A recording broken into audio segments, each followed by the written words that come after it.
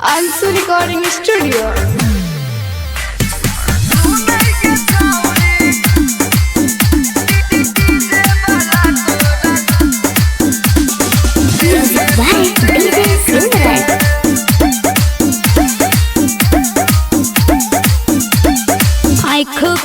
जरा हमर घघरा लागै छै नी करे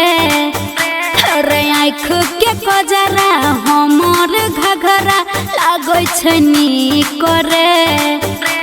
तो सुनै के छौरी डीजे वाला तोरा लेने छौ सीख गे तो सुनै के छौरी डीजे वाला तोरा लेने छौ सीख गे रे तोरा से किछो हेतौ ने छोरा बाजै छै बिखरे तो सुनै के छौरी डीजे वाला तोरा लेने छौ सीख गे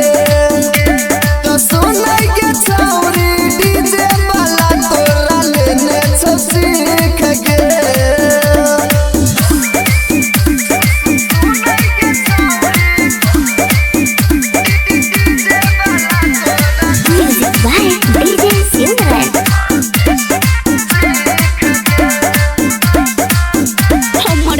के गोराई हेरे लागै छै मलाई सुनै रे छोरा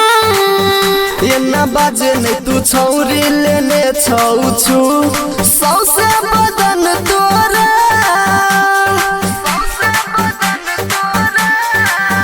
हमर गाल के गोराई हेरे लागै छै मलाई सुनै रे छोरा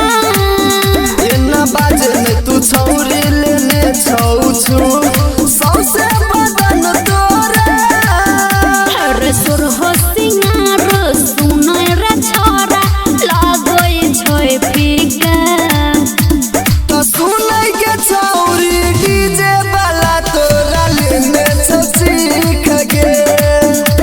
तो सुनै के छौरी डीजे वाला तोरा लेने छौ सीख गे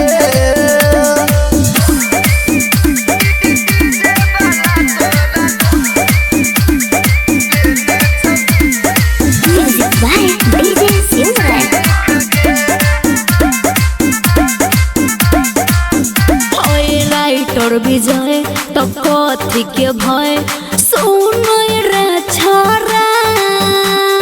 रोज घूमे जाय छे तू चहर के अपाची आ सुनै के छौरी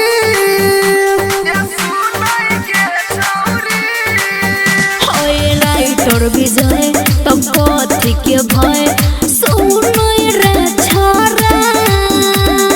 रोज घूमे जाय छे तू चहर के अपाची आ सुनै